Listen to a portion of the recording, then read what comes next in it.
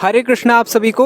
और मैं इस बार फिर से वर्ल्ड बुक फेयर में आया और गिव गीता के यहाँ पे स्टॉल पे मैं फिर से आया, जो मैं पिछली बार भी आया था। बहुत अच्छा लोग लगता है इन लोगों से मिलकर के, भगवान की बातें और आत्मतत्व का भाव मिलता है इनसे। प्रभु जी से मैं कुछ सवाल करूँगा जो कि शायद आप लोगों के लिए भी उपयोगी होंगे। तो प्रभु जी, हरे कृष्णा। हरे कृष्णा प्रभु जी। आप इस सवाल का जवाब दीजिए कि भगवत गीता 5000 साल पहले भगवान कृष्ण के द्वारा बोली गई, आज के युग में ये किस प्रकार से उपयोगी है? क्या मानव आज इतनी डेवलपमेंट होने के बाद, इतना मटेरियल चीज़ें बढ़ जाने के बाद, क्या आज भी वह उतना ही कारगर है जितना कि उस समय के हिसाब से था? क्योंकि कई सारी चीज़ें समय के अनुसार होती हैं।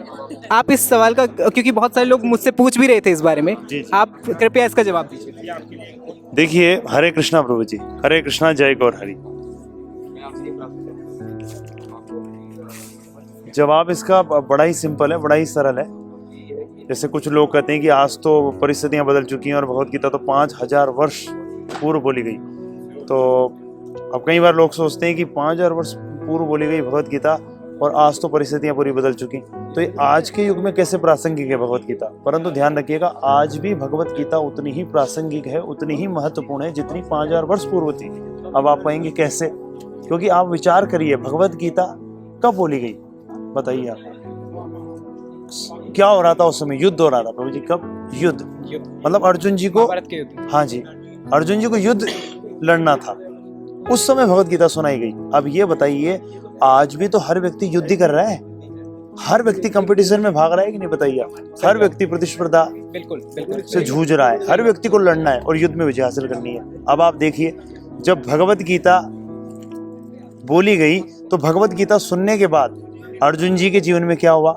पहले अर्जुन जी युद्ध से विमुख हो रहे थे, अर्जुन जी ने युद्ध किया और युद्ध में विजय भी हासिल करी। अब ये बताइए, हमें भी तो क्या करना है? हमें भी तो विजय हासिल करनी है। सही बात है, सही बात। तो क्या ऐसा थोड़ी है कि आज का व्यक्ति विजय हासिल नहीं करना चाहता? विजयी हम आज भी होना चाहते हैं। तो विजयी कब होंगे?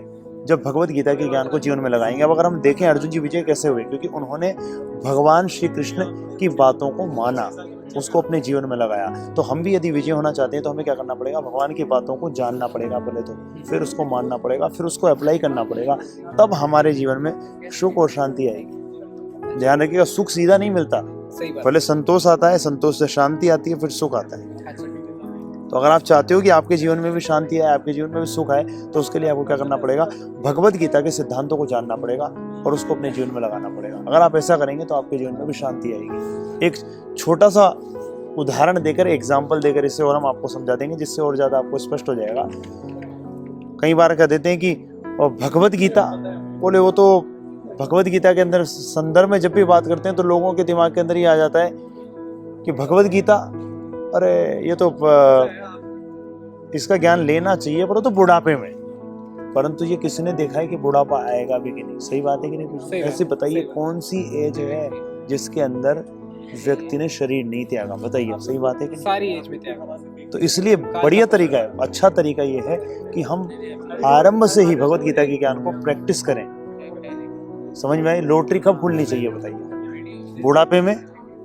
नहीं, या फिर बचपन या सबसे बढ़िया क्या है? जन्म होते ही पैदा होने से पहले, ताकि हॉस्पिटल भी बढ़िया मिल जाएगा। तो उसी प्रकार से जब भगवत गीता के ज्ञान से जीवन में बदलाव आ सकता है। ध्यान रखिएगा प्रभु जी, भगवत गीता का ज्ञान ही ऐसा ज्ञान है जिसको अगर आप अपने जीवन में लगाएंगे तो आप इंटरनली स्ट्रोंग हो जाएंगे।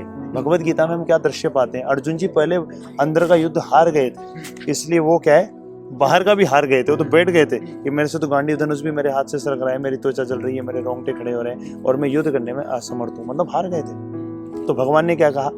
उनको अंदर का युद्ध जितवाया। पर वो कमजोर पड़ गए थे आसक्ति के कारण, तो भगवान ने उनकी आसक्ति हटाई। भगवान ने भगवत गीता का ज्ञान दिया जिससे अर्जुन जी की आसक्ति हटी और फिर उन्होंने युद्ध किया और युद्ध में विजय भी हासिल करी। अर्थात पहले उन्होंने अपना अंदर का युद्ध जीत लिया, जब उन्होंने अंदर का युद्ध जीत लिया तो बाहर का युद्ध भी जीत लिया। अब हमारी प्रॉब्लम क्या है? हम अंदर का हारे हुए हैं, बाहर भी हार जाते हैं जी। हमें लगता है हम जीत रहे हैं, जीतते नहीं है। एक प्रश्न और था मेरा। हाँ जी, हाँ जी। कि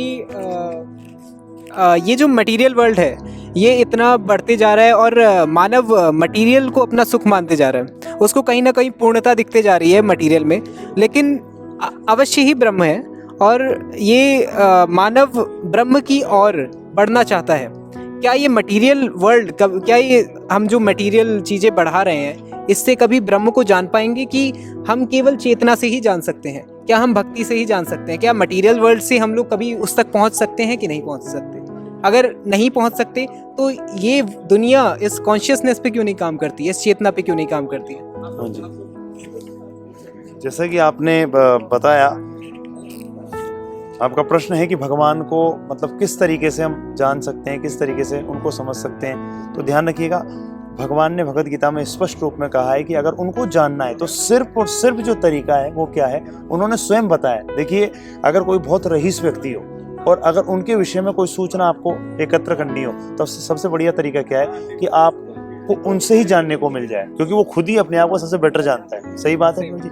उसी प्रकार से भगवान श्री कृष्ण गीता में स्वयं बता रहे हैं कि यदि उनको जानना है तो उनको जानने का सबसे बेटर तरीका क्या है। भगवान ने 18वें अध्याय के 55वें श्लोक में स्पष्ट रूपों में कहा है, और वो क्या कहा है, भक्त्या माम अभिजानाति यावन यश चास्मि तत्वतः, कि केवल भक्ति से ही मुझे तत्व से जाना जा सकता है। तो यदि आप भगवान के तत्व को समझना चाहते हैं तो उसका सिंपल तरीका क्या है, आपको भगवान की अनन्य भक्ति के पथ को अपनाना होगा। तो उससे ही आप भगवान को जान सकते हो। भौतिक जगत से आप कैसे भगवान को जानेंगे, बताइए। यहाँ तक कि भगवान चैप्टर 12 में भी, पूरा चैप्टर 12 ही भक्ति योग है। हाँ जी, जिसमें कई जगह कहते हैं, जैसे श्रेयो हि ज्ञानम अभ्यासात् ज्ञानात् ध्यानं विशिष्यते, और कई सारे ऐसे बहुत सारी चीजें हैं जो कि ये बताती हैं कि मेरे प्रति समर्पण रखो जी। तो भगवान तो बुलाना चाह रहे हैं, बिल्कुल। हम अपनी चेतना उन पर डालना नहीं चाह रहे हैं। हाँ जी, हाँ जी। और इसी कारण से हम इस जगत में फंसे हुए हैं। बिल्कुल। और बिल्कुल ये दुख का ही सागर है जगत। हाँ जी। और बहुत अच्छा लगा आपसे मिल करके, बात करके। राम के बारे में मैं क्या कहूँ, राम के बारे में तो शास्त्र कहते कहते पहुंच जाते हैं। वेद नेति नेति कह करके